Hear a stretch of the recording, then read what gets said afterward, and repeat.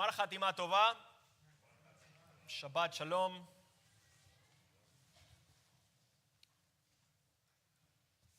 The first days of September, we experienced one of the most heartbreaking weeks since October 7th.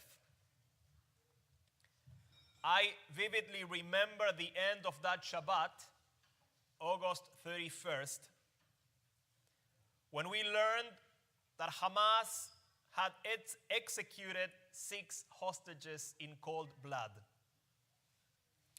It was already Sunday morning in Israel, and the names of those 6 young souls were all over the news.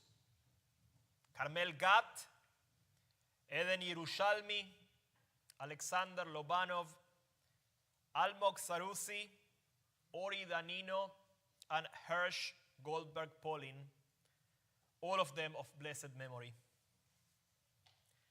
I don't know if you remember or if you know, but a few days before that tragic morning, all the hostage families went to the south and gathered at the Gazan border. Some of them took the microphone to ask for forgiveness. These families were suffering, and in their sorrow, they wanted to say, I'm sorry for not being able to bring their loved ones back. It wasn't their fault, not at all. They were not the ones making the important decisions, but they felt terribly nonetheless, and they wanted to say, I'm sorry, once and again and again. Others shouted the names of the hostages as loudly as they could. I can still hear the piercing voice of Rachel, Hirsch's mom, as she called out for her son that morning, and she would say, Hirsch, Hirsch, it's Mama. At that moment when she was screaming at the top of her lungs, she didn't know that this was Hirsch's last day on earth. I had the opportunity to cross paths with both Rachel and John Goldberg Polin a few times over this past year. The first time was last November, when 300,000 people gathered in Washington, D.C. for what became the largest Jewish manifestation in U.S. history. Rachel was one of the speakers, and she shared a few words on behalf of the hostage families. The rally happened 39 days after October 7th, and that afternoon, Rachel told us how those weeks felt like a slow-motion torment, and how each of the families, carried third-degree burns on their souls. In that speech, she asked why the world was accepting that 240 human beings from almost 30 different countries had been stolen and buried alive. Her speech was less than 4 minutes long, but it was powerful and deeply moving. Fast forward to July, I had the chance to witness Rachel and John's spiritual strength up close on a couple of occasions while I was studying in Jerusalem. The first time was during the Week of Goodness, an initiative they organized to redeem the hostages through the performance of good deeds. During the opening day of this week, they invited people to gather at the Tahana Rishonah, the first station in Jerusalem, for an evening of communal singing.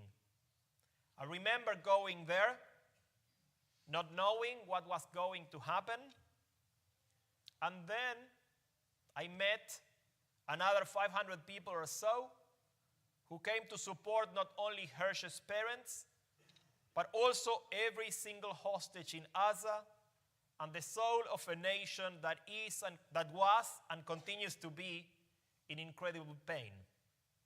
There were no speeches, just Israeli songs and prayers.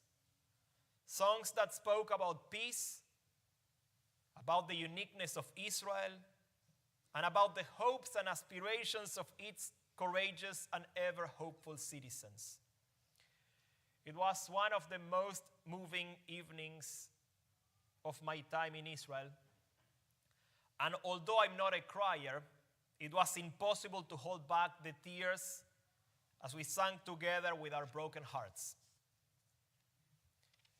A few days later, Rachel came to the Hartman Institute, where I was studying, to speak with our group. She began by telling us that when people approached her and said that they couldn't imagine what she, John, and every other hostage family were going through, her response was that they couldn't imagine it either.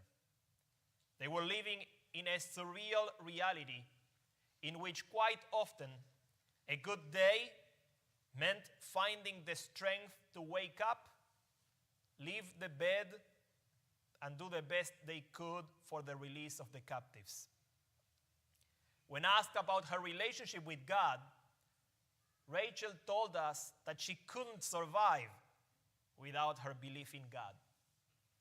At the same time, she also recognized that while going on her morning walks, she would often argue with God, asking God to take her instead of her beloved sweet boy. Before she left, she reminded us that hope was mandatory. And that was an incredibly powerful teaching for all of us. She spoke so beautifully about Hirsch, sharing some of the things he was passionate about and the ways in which he was such a respectful and loving son. She was so sure that he would come back alive to her. But sadly, as you know, that was not meant to be. In August, I watched Rachel and John at the Democratic National Convention in Chicago, only a few days before the 6 hostages were murdered. That night, we were marking 320 days since October 7th, and their emotion was palpable as the whole arena was shouting, "Bring them home, bring them home." In his speech, John said that although they were speaking at a political convention, bringing the hostages back was not a political issue, but a humanitarian issue. And then he added the following: there is a surplus of agony on all sides of this tragic conflict in the Middle East, and in a competition of pain, there are no winners. The last time I heard Rachel and John was during Hirsch's funeral, 332 days after October 7th. It was heartbreaking, but also deeply, deeply moving.